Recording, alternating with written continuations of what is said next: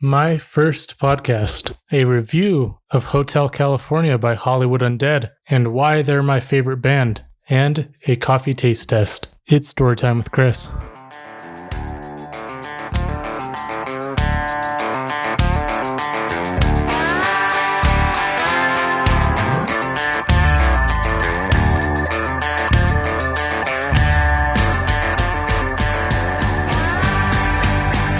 To the first episode of Storytime with Chris. This is a podcast where anything can happen. We can talk about anything at any time. The podcast is primarily run by me, and I'm working on getting my buddy Chris Julander to join me, but we'll see if that works out. But in the meantime, I'll be recording on my own, and I just want to say thank you and welcome to anyone who's listening at this moment. I have so many different ideas for this podcast, and I'm excited about where things are going to go. I have so many ideas for different segments and different topics that we're going to be talking about. Some of the topic ideas that I have today, we're actually going to be doing a Music Monday. So on Music Mondays, it'll be a podcast mostly themed around music in any capacity. Storytime with Chris in general means that there will be, at least a story involved in an episode of a podcast.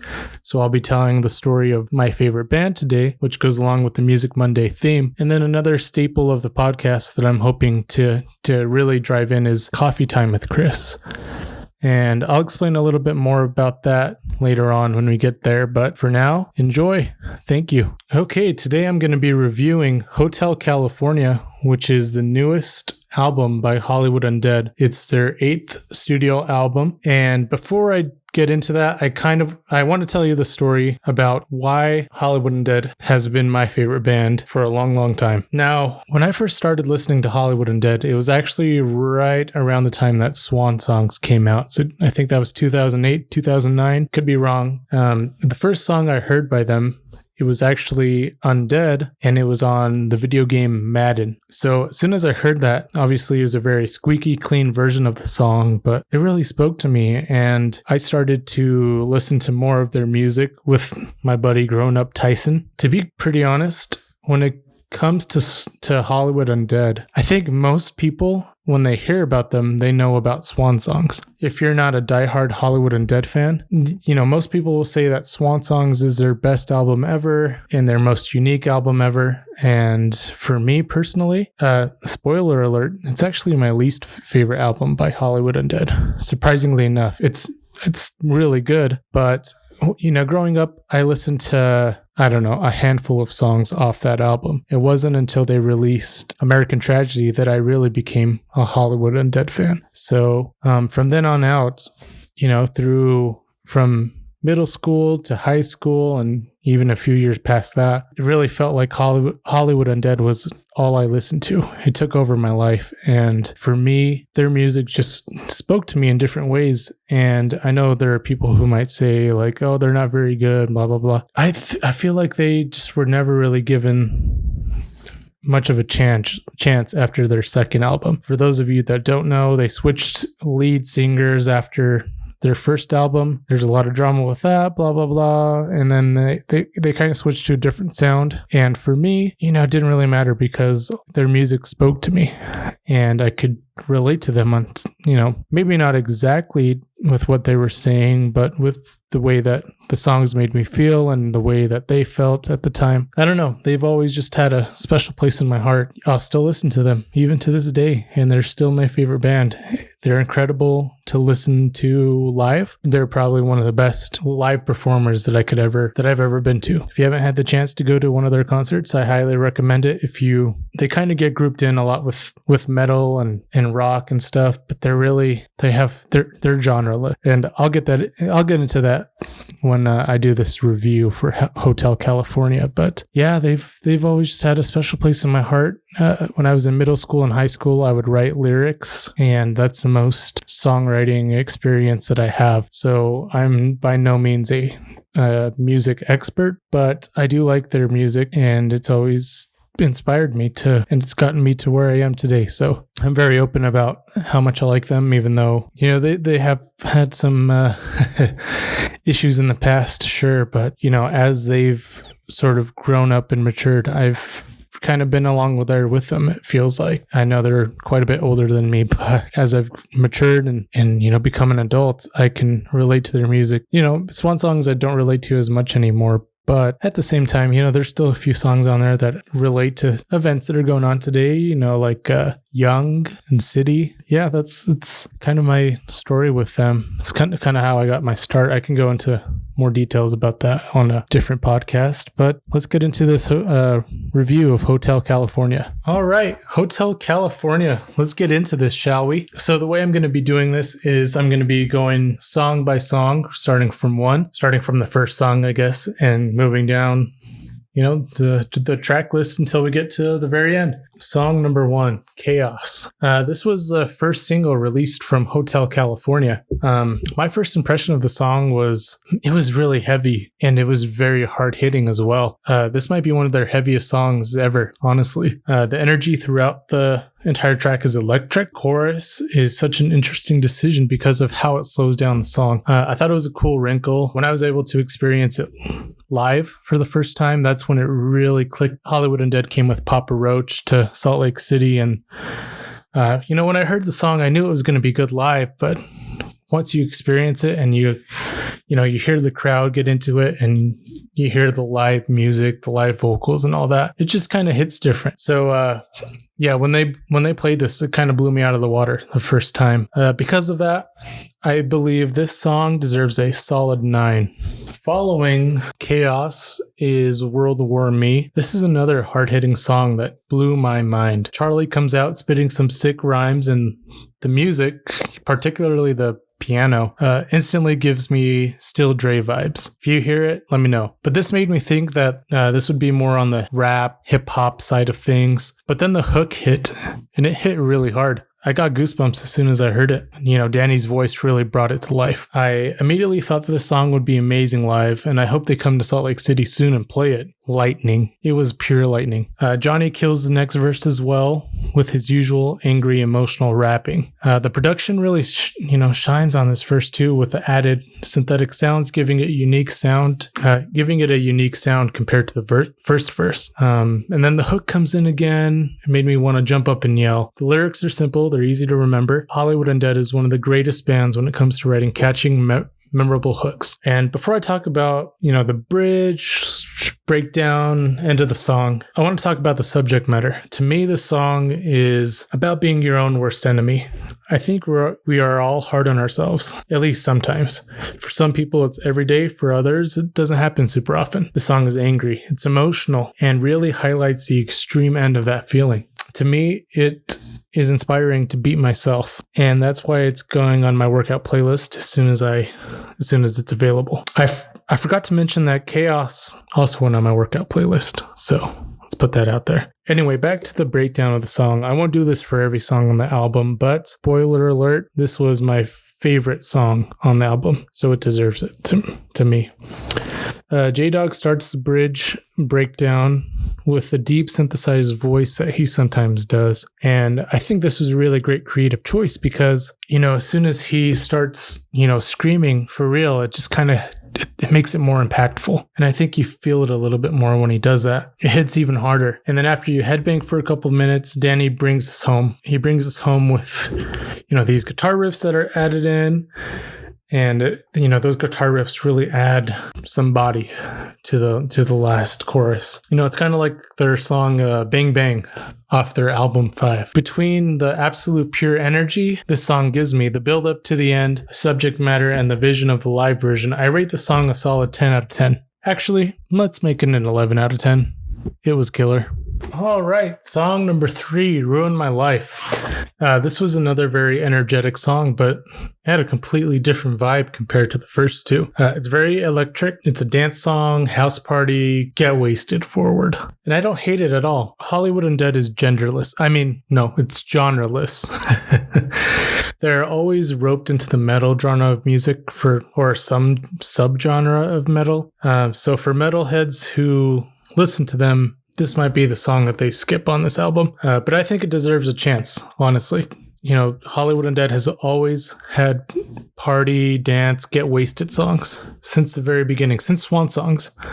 So you can always expect a few on their new albums. And honestly, some of these songs are their best live. Coming in Hot, Everywhere I Go, and Riot are some of the most fun songs to sing and dance along to at their shows. It's great vibes. This song makes me want to dance. The hook is very, very catchy and it has great vibes. While it isn't necessarily something that I would listen to every day, it is a good song and I hope I get to experience it live. Because of that, I'm going to give it a 7. Song number 4 is called Hourglass. The first thing I thought of when I heard the song was like skateboarding and kids riding their bikes and doing some hood rat shit, I think if they made modern Tony Hawk Pro Skater game, do they still make those? Is that still a thing? Hold on. It looks like they're remaking Pro Skater 1 and 2. So they should absolutely add this song to that playlist. But it's a very fun track and it has a great hook and a story. I imagine their years growing up riding around LA and learning to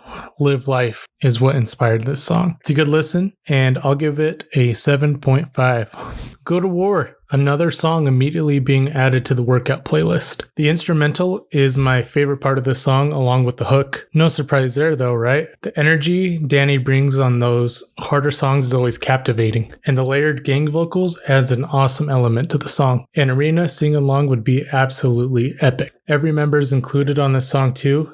That is always one of my favorite things that Hollywood Undead does. They're a group of 5 at the moment, and when all 5 of them are on a track, it's always epic, and I love that.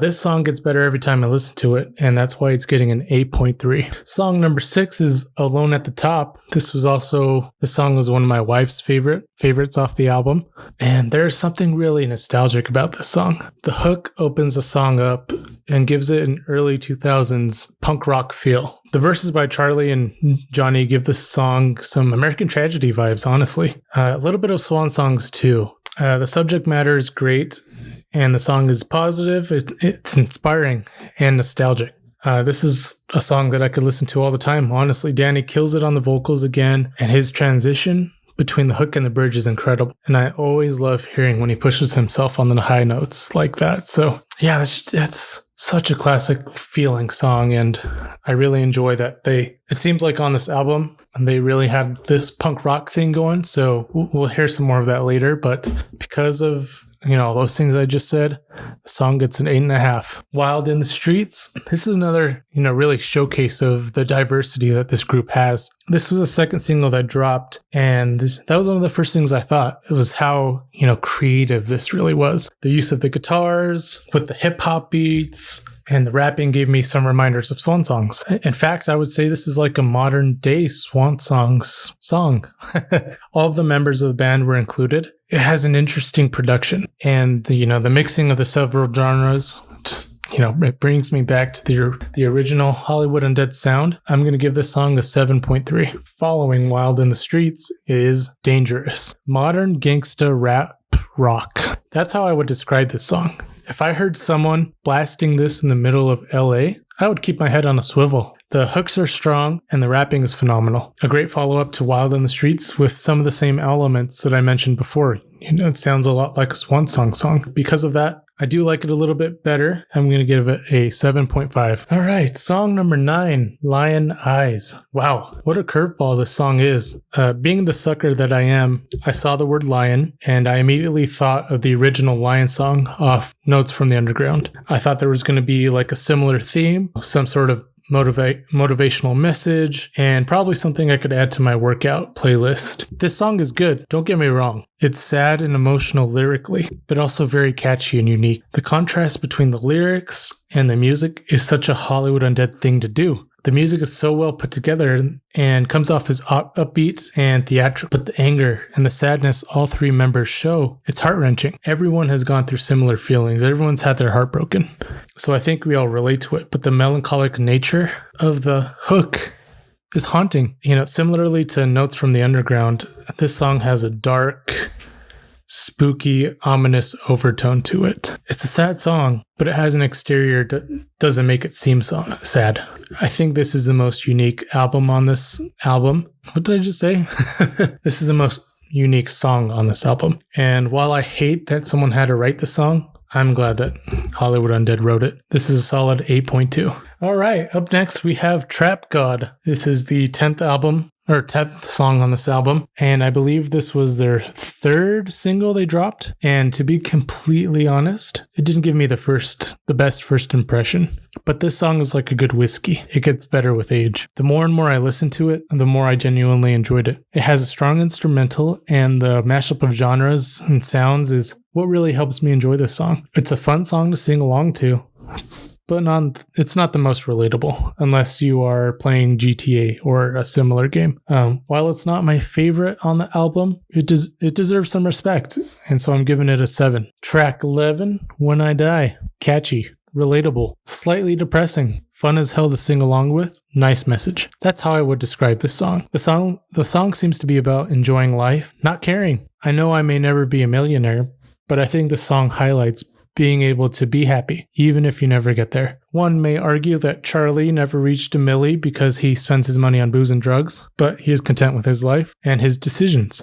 I think we can all take something from this song. 8.0, strong score. Song 12 is Reclaim. This is one of those songs that reminds me of why I'm such a big fan of this band. The elements of rap, metal, punk, and rock in this song make it impossible to label it one genre. HU, Hollywood Undead, is such a genre-bending group, and it makes them so unique. Sure, it's hurt them. It's hurt their popularity because, most people want to group them in a single label. But I think that also makes their fans some of the most loyal fans that I have ever seen. The song encapsulates that uniqueness that makes them Hollywood Undead. Another song that's going on the workout playlist, 8.5 out of 10. And we're getting close to the end of the album. Song number 13, City of the Dead. No Other Place, Been to Hell, Dead Bite, Day of the Dead, California Dreamin', Already Dead, City of the Dead. All of these songs are all themed around the name of the band, Hollywood Undead. And this is something that you can expect on every album that this band puts out. And I'm always interested to see what unique spin they put on the next cycle. This time around, the punk rock feel the song has gives it, the perfect backdrop for an exciting live environment. And it's also great. It's a really good radio hit as well. It's nostalgic, but fresh at the same time. I'll give this one a 7.5 out of 10. All right. And finally, we are all right. That's the name of the last song. All right. This is a perfect song to close out this album. I think the big fans of this band are drawn to the deep tracks like this one. It's not flashy. It's not reaching out to grab you, but it's full of soul. It has a realness to it that captures you. I'm trying to think of a better way to describe it, but the band feels tired on this song. Not in a bad way. I think we all know that feeling. We are all trying to, get back home in some way, whether it's literally or internally. There's some hurt and some hope in the voices in this track. These guys captivate that tiredness, that sort of tiredness. It's making it back to the things that make you you. The lyrics, the tone, the music really captures those feelings really well in this track. And it can definitely be considered one of the most emotional songs on this album. A very well done closer and a solid 9.5. So there you have it. Those are my scores for every single song. The overall album score is 8.2. So pretty strong. And, I tried to be unbiased. I try to just listen to the music and, think of it from a critical perspective. But, this band just gets better and better every time I listen to them. This is their 8th studio album. They've been doing this for, who knows, a long, long time. And I think their maturity is starting to show, and their expertise in music is showing. This was the best produced album, in my opinion.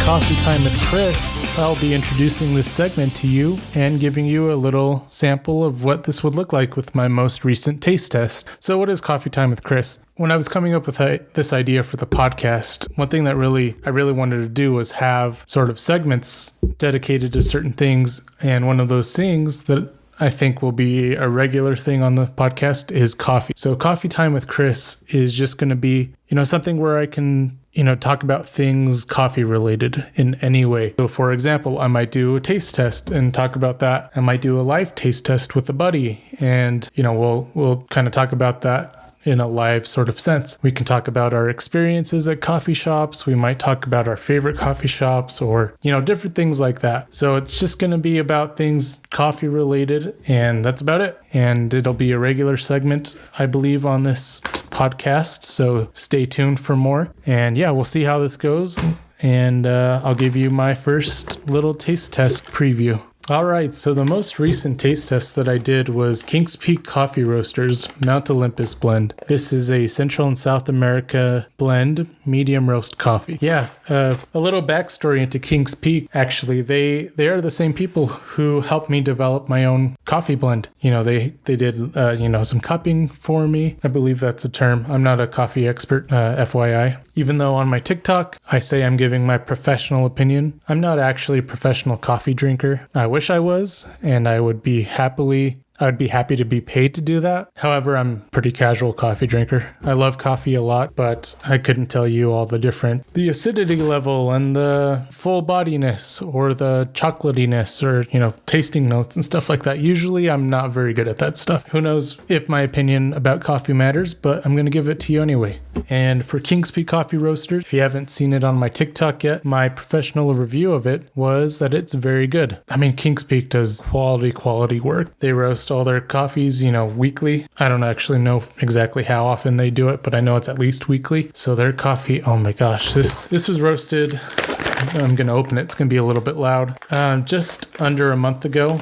I bought it a few weeks ago, but it smells amazing. It did smell a little bit more amazing a week ago when I opened it, but still really good. Anyway, that's not important. Yeah, it's a very good coffee. It's just a great overall. It's hard to go wrong with the medium roast, in my opinion. It's kind of like a jack of all trades, It's good for everything. You can do it at breakfast. You can, have it while you're camping, or if you just want a casual cup of coffee. It's not something that's going to be super, super strong, and but it's still going to have good flavor. It's still going to have, a pretty good fullness to it. And that's what I liked about it. I thought it was fresh. I thought it was excellent.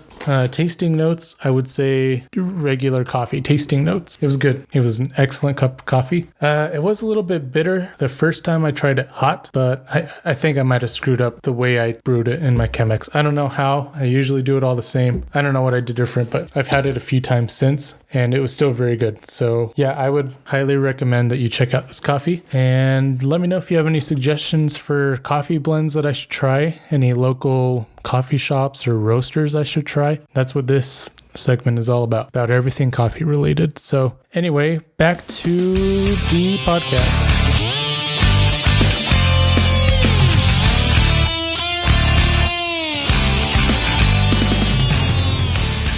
You know what? Let's go through my album rankings really quick. I want to say before I go through these rankings that I love all of these albums.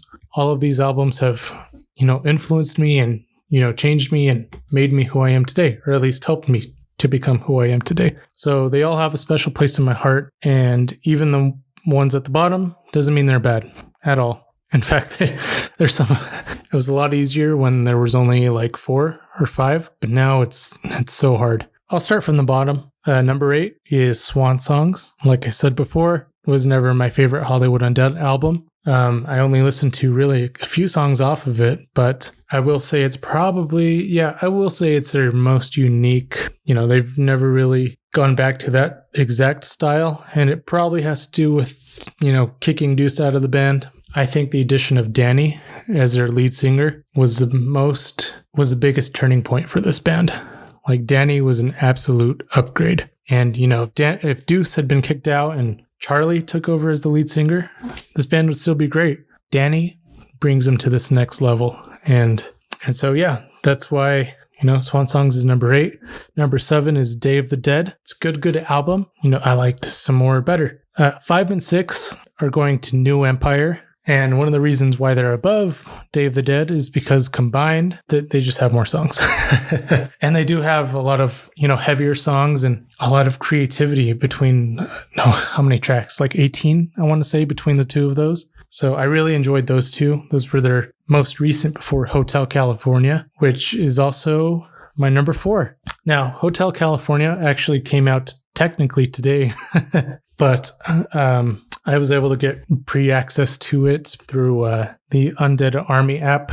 I'm a premium member, so I got access like 2 days ago. And I don't want to rank it I wanted to put it right in the middle because, I mean, I know I liked it better than both New Empires, but I don't want to put it above the next three quite yet. Or I don't want to put it, in the top three quite yet. It's brand new. It's fresh. I don't want to be the guy that puts it up there just because it's new. Let me take a few months before I decide where exactly I want to put it in this ranking. But for now, it's at number 4. Number 3 is their album 5. That one just really spoke to me. I think that's when they kind of turned to a heavier sound, at least in a few of their songs.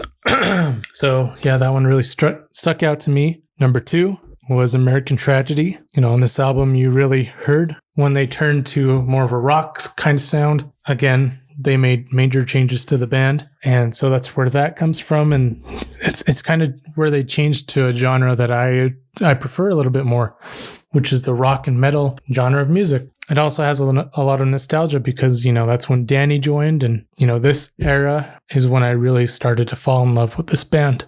And then number 1 is Notes from the Underground. This album just spoke to me on a whole other level. And I know that for the band, this might not be their most favorite album. At least that's kind of what I've gathered from interviews and stuff that I've heard, because I don't think they got a lot of creative control on it. So from that aspect, I would have loved to hear what they came up with, with their own creative ideas. But to me, the whole album is really cohesive. It has like this really dark overtone to it. Like, I can't describe it. It has this like this moody feel to it. And that's something that really, not motivated me. It really captured me at the time. And I really enjoyed it. And that's why it's number 1 today. Up to this day, I still enjoy that album and I'll listen to it all the time. It's still my favorite. I will say, after listening to Hotel California, this is the first album since 5 that I've had on repeat since it came out. Well, since I got access to it. I was able to listen to the CD with my wife, and some of her favorite songs off the album were All Right, Alone at the Top, and World War Me. For now, that is the end of my review. I appreciate every single one of you that listened to it, and thank you for listening to this first episode of this podcast. It's going to be an experiment for a little while. I have so many ideas that I want to, add to this podcast, but it's hard to find time these days, and we'll see how things work out. But thanks again for listening. I'll be adding different links to some of the things I mentioned in this podcast, including where you can buy the album or where you can listen to it on Spotify and other things. So yeah, thank you, and I appreciate it. Have a good one.